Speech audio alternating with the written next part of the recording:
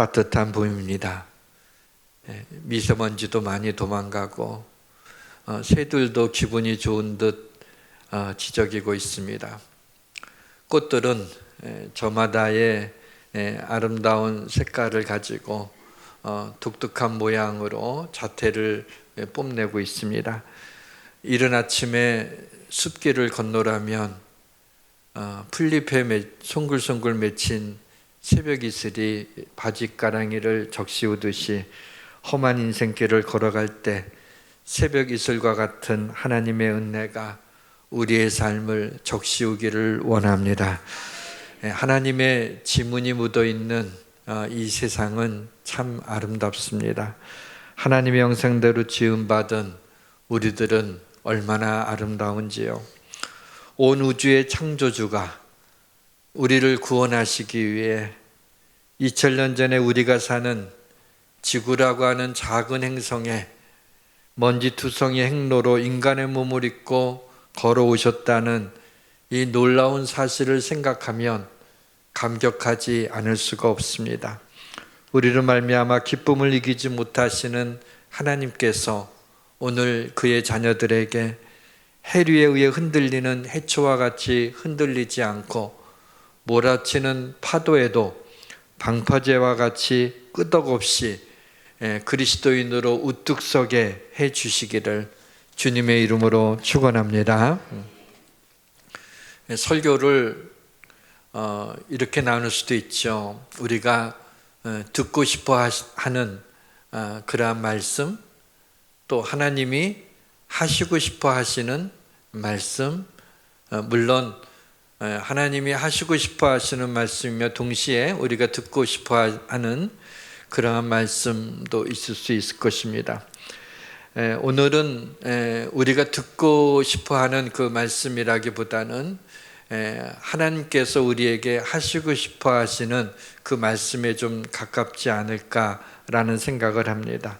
한 달 만에 로마서로 돌아왔습니다. 한 달 동안 마치 여행을 갔다가 집에 돌아온 그런 느낌입니다. 한 달 전에 로마서 8장까지 말씀을 전했죠. 로마서 8장을 본문으로 삼고 말씀을 준비하고 전할 때 너무나 행복했습니다. 조금은 흥분되기도 했죠. 그 하나님의 사랑이 얼마나 놀랍게 그렇게 표현되어 있는지 참 놀라웠습니다. 이보다도 하나님의 사랑을 잘 표현할 수가 없었다라는 생각이 듭니다. 8장 마지막 절을 보면 높음이나 깊음이나 다른 어떤 피조물이라도 우리를 우리 주 그리스도 예수 안에 있는 하나님의 사랑에서 끊을 수 없으리라 라고 그렇게 외치고 있습니다. 그런데 오늘 말씀의 분위기는 전혀 다릅니다. 바로 이어져 있는 말씀이지만은 본문 1절과 2절에서 바울이 이런 고백을 합니다. 내가 그리스도 안에서 참말을 하고 거짓말을 아니하노라. 나에게 큰 근심이 있는 것과 내 마음에 그치지 않는 고통이 있는 것을 내 양심이 성령 안에서 나와 더불어 증언하노니.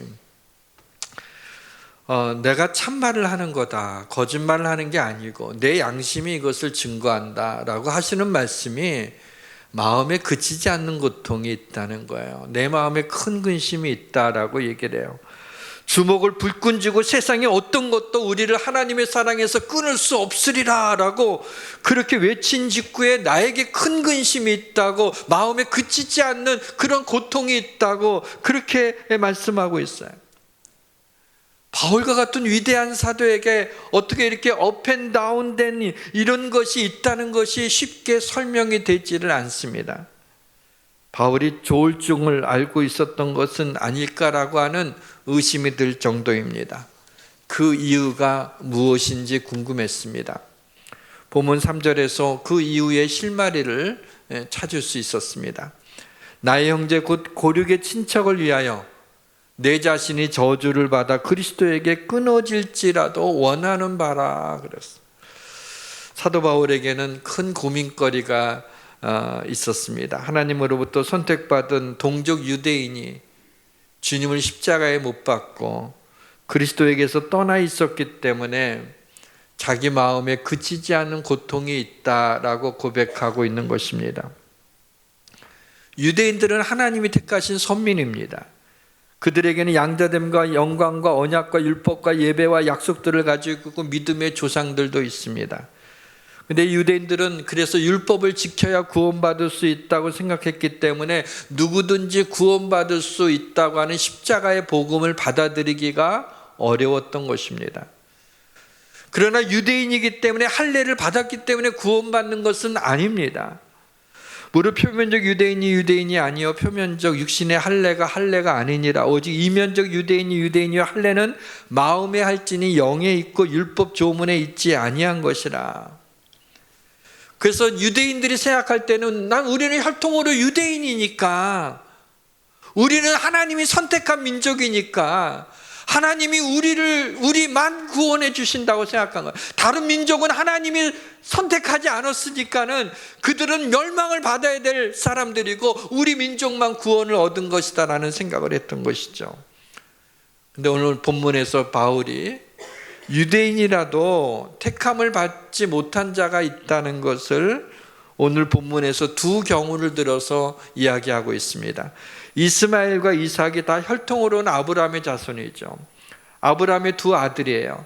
근데 이스마엘은 버림을 받았고 이삭은 약속의 자녀가 됐어요.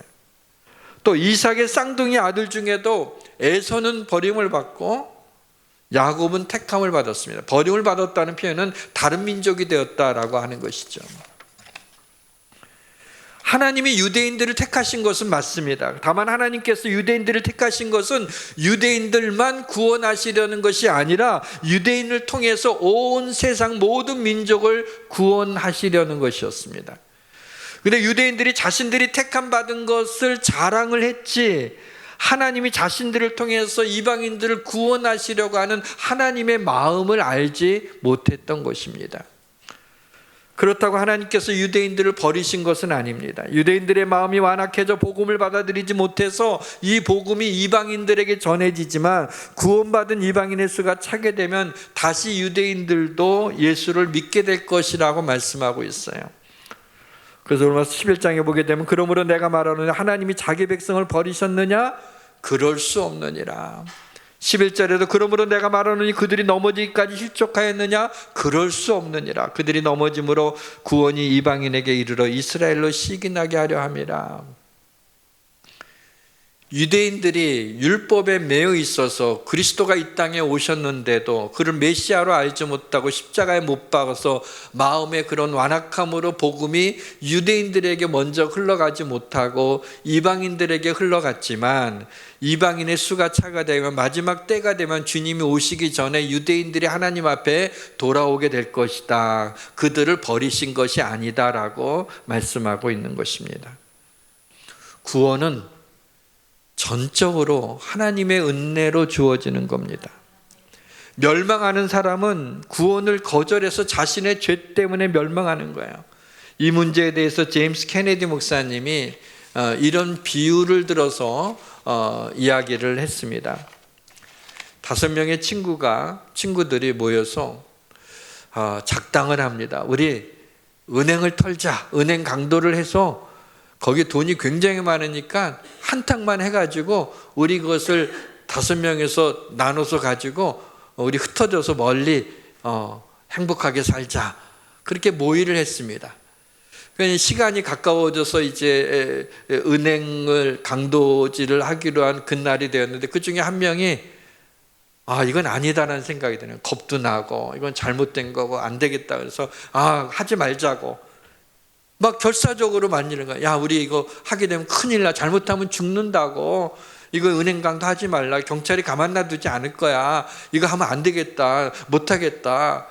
그럼 너는 빠져. 아니, 너희들도 그러면 안 돼. 하지 말자고. 큰일 난다고. 그래도 나머지 4명이 완강한 거야. 그럼 너 겁쟁이 너는 빠지고 우리는 은행 강도 그질 할 거라고. 그날에 대해서 복면을 탁 하고 전부 다 이 차에서 내려서 막 가는 거예요. 4명이. 그래갖고 그걸 볼 수가 없어갖고 그냥 와락 달려가 누군가 하나를 꽉 잡았어요. 잡아갖고 안 된다고 막 뒤둥거린 사람에 나머지 3명은 갔는데 이 친구는 이제 끝까지 붙잡으니까는 못 간 거예요. 그럼 이미 들어가고 한 명은 할 수 없이 이제 늦게 자기가 갈 수 없으니까 도로 이제 거기에 참여를 하지 않았어요. 결국에는 이 세 명의 강도는 붙잡히게 되게 되고, 또 그때는 중하게 엄벌을 한 때라 사형을 당하게 됩니다. 자, 그렇다면 그 세 명은 자신들이 은행 강도를 했기 때문에 그 죄값으로 사형을 맞이하게 됐어요. 그러니까 누구의 탓을 할 수가 없는 거죠. 자기 자신밖에 탓할 수가 없어요. 그런데 그 한 명은 자기도 하려고 했는데 강권적으로 붙들려 갖고 할 수가 없었어요. 그런데 그 덕분에 살게 됐죠. 이거는 자기 탓이 아니라, 자기 덕분이 아니라 친구 덕분에, 강권에서 친구가 붙잡았기 때문에 자기의 생명을 유지할 수 있는 거예요.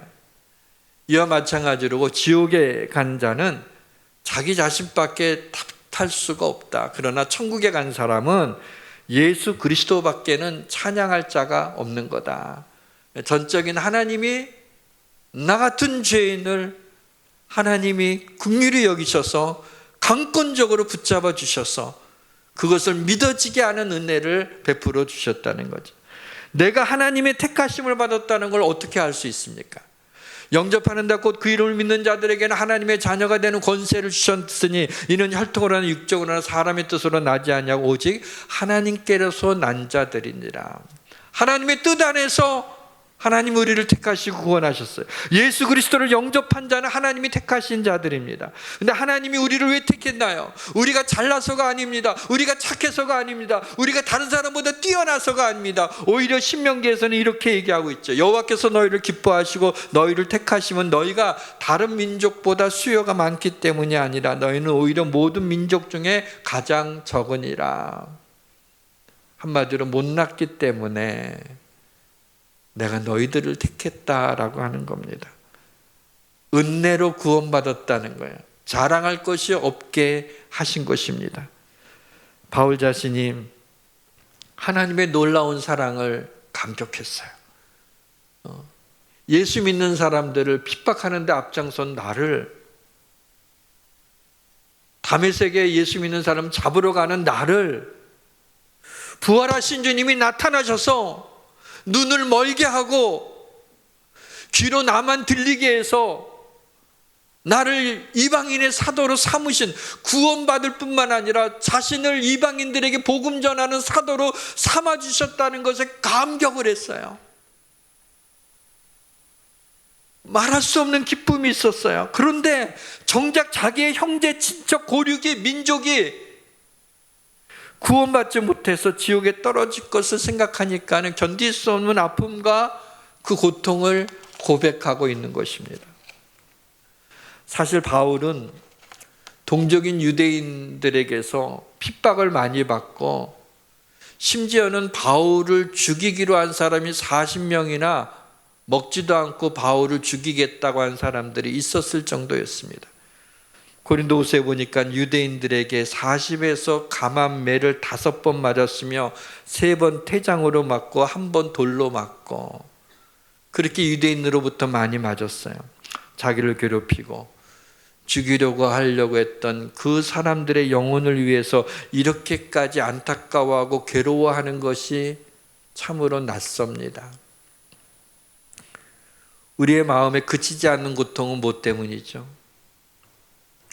우리가 누군가로부터 큰 상처를 받았을 때 우리의 마음으로부터 그치지 않는 고통이 있고 마음에 큰 근심이 있습니다. 무슨 큰 일을 당함으로 말미암아 내가 받은 그 충격으로 인한 그런 것들이 우리의 마음의 고통이지 않습니까? 일반적으로 말이죠. 아무리 동족이라도 어떻게 자기를 죽이려고 했던 자들이 구원받을 수만 있다면 자신이 저주를 받아 그리스도에게서 끊어질지라도 원한다. 어떻게 이런 말을 할 수 있단 말입니까? 바울이 특이하다고 생각하면 좀 마음이 편한데 바울만 그런 고백을 한 것이 아니었어요. 모세도 같은 고백을 했습니다. 모세가 여호와께로 다시 나아가 여짜오되 슬프도소이다. 이 백성이 자기들을 위하여 금신을 만들었으니 큰 죄를 범하였나이다. 그러나 이제 그들의 죄를 사하시옵소서. 그렇지 아니하면 원컨대 주께서 기록하신 책에서 내 이름을 지워버려 주옵소서.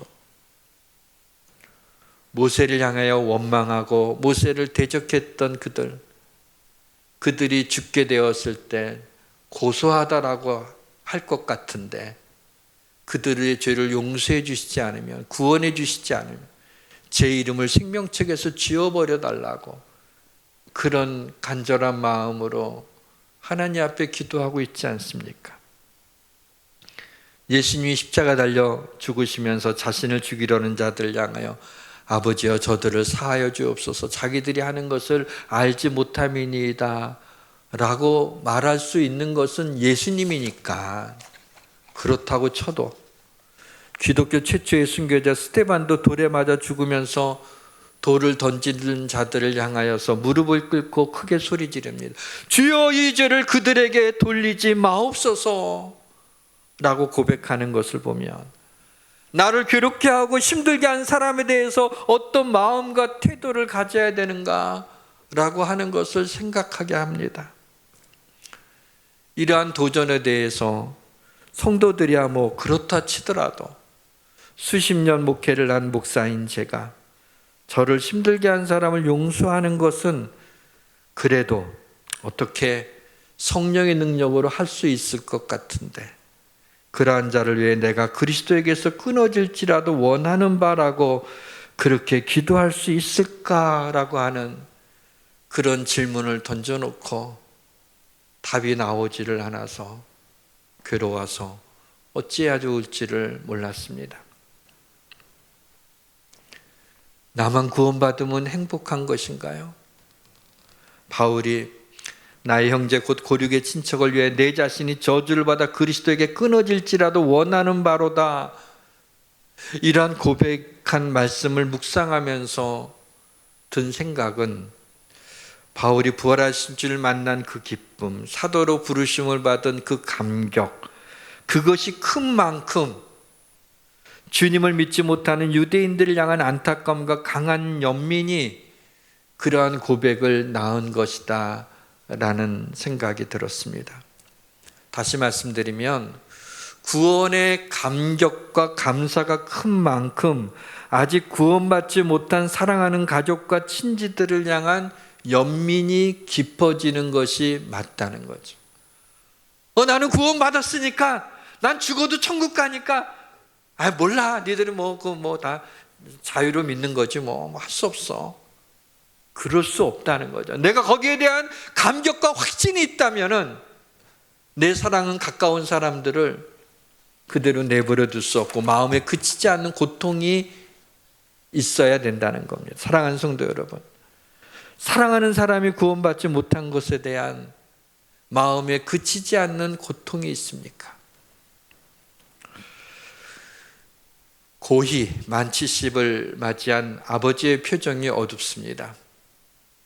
큰아들이 왜 아버지 표정이 어두운지 잘 알고 있습니다. 20년 전에 집을 나간 아버지의 작은 아들, 자기 동생 때문에 그 동생을 생각하며 그 좋은 잔칫날 아버지의 표정이 어둡게 있는 겁니다.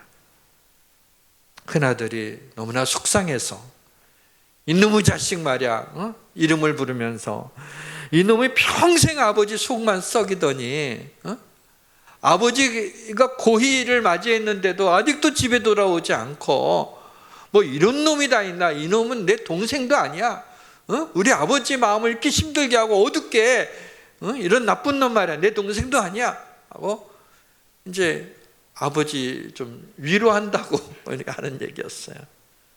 그러자 아버지가 큰아들 부르더니, 예 아들아, 아무개가 내 동생이 아닐지는 몰라도 나에게는 여전히 사랑하는 아들이단다, 그렇게 얘기를 하는 거야.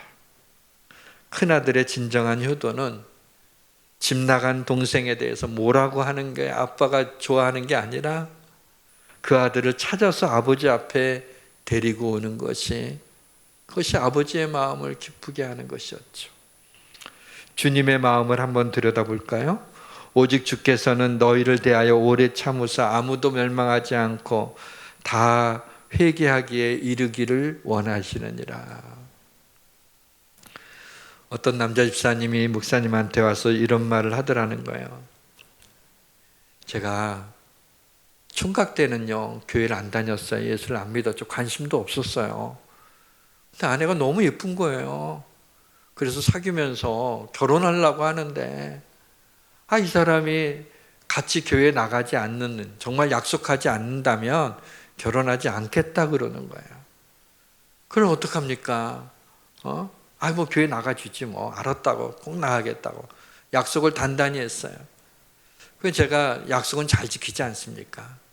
그래서 결혼을 하고 제가 교회 나가기 시작을 한 겁니다. 이 교회 이렇게 나와서.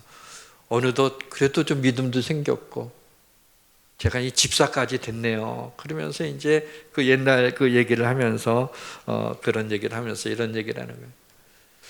이번 추석에 시골에 있는 어머니를 찾아뵙고, 그 어머니를 좀 전도하려고, 어머니한테 이런 얘기를 했습니다.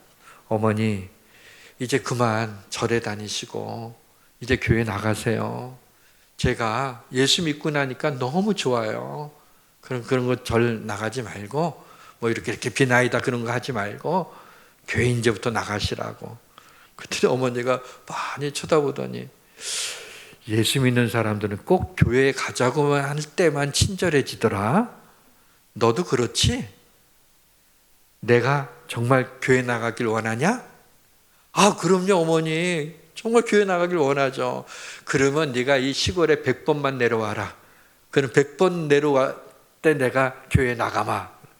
그래서 제가요 화들짝 놀라서, 여기가 어딘데 내가 100번씩이나 내려올 수 있느냐고 제가 그렇게 얘기했어요. 참 어머니도 너무 아시다는 말이죠. 이 시골 꼴짜기가 어딘데 100번을 내려오라뇨. 그랬더니 목사님, 아니 집사님, 다른 사람도 아니고 어머니인데, 아니 교회에 나가시겠다는데 시골에 100번을 못 내려가요. 날마다라도 내려가서 어머니를 구원시켜야지. 무슨 말이냐고. 목사님한테 좀 자랑한다고 했다가 그냥 혼만 나기만 한 거예요. 이 집사님에게는 아직 천국과 지옥에 대한 확신이 없었던 거죠. 그냥 교회에 다니는 것이 안 다니는 것보다는 좀 낫고, 교회 나가서 그래도 목사님이 뭐 안 좋은 소리 하겠냐, 좀 좋은 얘기 좀 듣고 마음에 좀 이렇게 수양도 하고, 또 이렇게 좀 교제도 좀 하고, 뭐 이렇게 그래도 집에서 일요일 날 뭐 뒹굴뒹굴 TV 보고 있는 것보다는 그게 좀 바람직한 것 같으니까 교회 나가는 게 좋다. 이렇게 생각한 것이 아니겠습니까?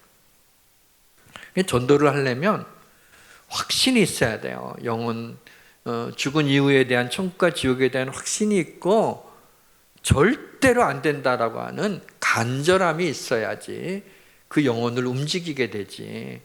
그렇지 않으면 그 영혼이 움직여지지 않죠. 세월은 참 쉬지도 않고 말도 없으면서 우리 얼굴에 주름살을 하나둘 더해가는 아주 무서운 놈입니다.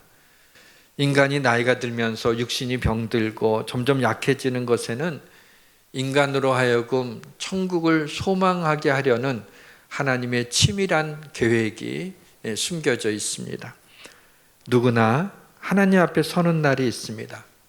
그날이 주님의 은총을 입고 산 사람들에게는 신부가 신랑을 맞이하는 기쁨의 날이 될 것이고, 주님을 믿지 못하고 산 사람에게는 영원히 무서운 고통 중에 살아가야 될 심판의 날이 될 것입니다. 이 땅을 떠나는 날, 영원한 고통 가운데 떨어질 수밖에 없었던 죄인이 그 사망에서 건짐을 받았다면 이보다 더한 은혜가 어디에 있겠습니까? 그것도 누군가가 내가 죽어야 되는데 나를 대신하여 죽었다면, 그 죽음으로 인하여 내가 구원을 받았다면 이 은혜를 무엇으로 갚을 수가 있겠습니까? 우리는 이 은혜를 입은 자들입니다. 이 은혜를 우리가 먼저 입은 것은 누군가에게 이 소식을 전해주기 위해서입니다. 하나님의 은혜에 눈물을 흘리는 것보다 더 중요한 것은 하나님의 은혜를 알지 못하는 사람들한테 전해주는 것입니다.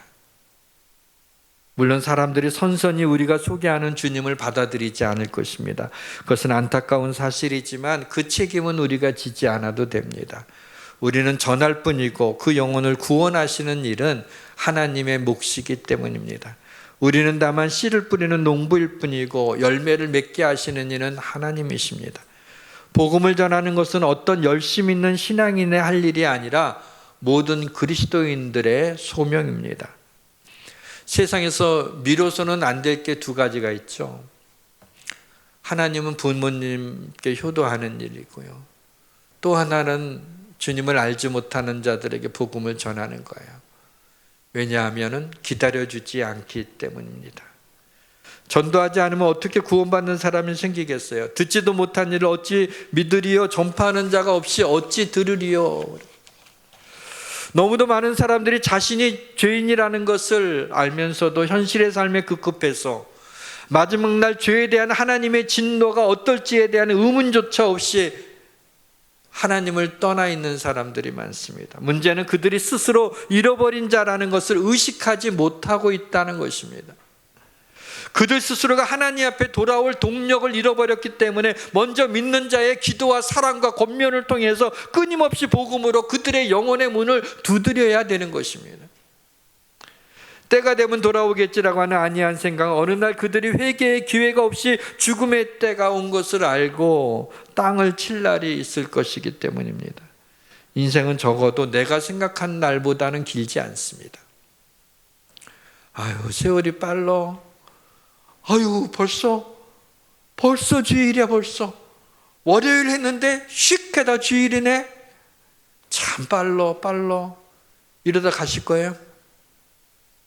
하루하루 하나님이 그렇게 빠른 세월 가운데 얼마나 하나님이신 은총을 누리며 감사하며 기뻐하며 즐거워하며 하나님의 영광을 위하여 하루하루를 지내야 되지 않겠습니까? 야고보는 내일 일을 너희가 알지 못하는도다. 너희 생명이 무엇이냐? 너희는 잠깐 있다가 보이다가 없어지는 안개니라.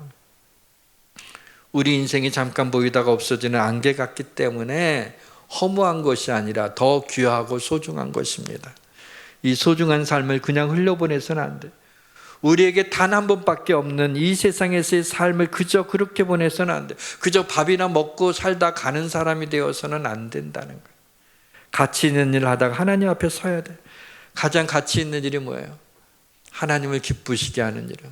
하나님이 우리 인간을 창조하신 목적이 하나님의 영광을 위하여 지으셨다 그랬죠. 하나님이 가장 기뻐하시는 일, 하나님이 영광 받으시는 일이 뭐겠어요? 한 영혼이 하나님 앞에 돌아오는 일. 그것을 하나님이 가장 기뻐하시지 않겠습니까? 하나님은 믿는 사람들만 사랑하는 것이 아닙니다. 믿지 않는 사람들도 사랑하십니다. 믿지 않는 자들이 영원히 불타는 지옥에 떨어지지 않도록 믿는 자들이 불타는 사랑으로 그들의 영혼을 구원하시기를 원합니다. 그래서 먼저 그를 믿는 자들한테 이 복음을 전할 것을 때로는 부탁도 하시고 때로는 명령도 하시고 때로는 축복의 약속까지 하면서 복음을 전하기를 원하십니다. 하나님의 가장 큰 관심은 잃어버린 영혼에 있다는 것을 알아야 됩니다.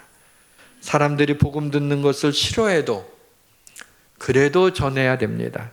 들을 자가 있기 때문입니다. 너는 그들에게 이르기를 주 여호와의 말씀이 이러하시다 하라. 들을 자는 들을 것이요. 말씀의 문을 닫겠습니다. 인간의 마음을 쥐어짜면 검은 죄가 뚝뚝 떨어지지만 성경을 쥐어짜면 붉은 그리스도의 피가 뚝뚝 떨어집니다. 그 어떤 것도 예수 그리스도의 십자가의 보혈보다 귀한 것이 없습니다. 그 십자가의 보혈이 우리의 죄를 씻어주며 하나님의 자녀가 되어 영원한 삶을 살게 하는 하나님의 능력이 되기 때문입니다. 이것을 알지도 못하고 관심도 없고 비웃고 있는 그들에게 자존심이 좀 상하더라도 그래도 그들에게 그리스도의 보배로운 피를 소개하셔야 됩니다. 사랑하는 성도 여러분, 다이아몬드와 같이 가장 단단한 믿음의 결정체를 가지고 복음을 전할 담력을 얻으시고 다이아몬드와 같이 가장 빛나고 아름다운 주의 복음을 전함으로 아름다운 삶을 살고 별과 같이 영원토록 빛나시기를 주님의 이름으로 축원합니다. 찬양하겠습니다. 빛의 사자들이여 1절과 4절 부릅니다. 빛의 사자들이여 어서 가서 어둠을 물리치고 주의 진리 모르는 백성에게 복음의 빛 비춰라. 빛의 사자들이여 복음의 빛 비춰라. 죄로운 밤 밝게 비춰라. 빛의 사자들이여 동서남북 어디나 동서남북 어디나 땅끝까지 주님만 의지하고 눈 어두워 못 보는 백성에게 복음의 빛 비춰라. 빛의 사자들이여 복음의 빛 비춰라. 죄로운 밤 밝게 비춰라. 빛의 사자들이여. 하나님 아버지, 구원받은 은혜에 대한 감격이 사라지지 않게 하시고 그 감격만큼 하나님이 아직 구원받지 못한 하나님 우리 주변에 있는 가까운 사랑하는 사람들의 그 영혼을 위하여 우리의 마음에 큰 근심이 있게 하고 마음에 그치지 않는 고통이 대하여 그들을 위하여 기도하며 복음을 전할 수 있어서 한 영혼이라도 하나님 앞에 돌아오게 되는, 하나님을 기쁘시게 하는, 하나님의 영광을 드러내는 하나님 거기 일에 저희들을 사용하여 주시옵소서. 하나님의 우리의 믿음만 지키는 게 아니라 우리만 축복받는 것이 아니라 하나님이여 아직 구원받지 못한 자들을 향한 안타까운 마음을 갖게 하여 주시옵소서. 우리에게 복음을 전할 다이아몬드와 같은 믿음의 결정체를 허락하여 주시옵소서. 예수님의 이름으로 기도하옵나이다. 아멘.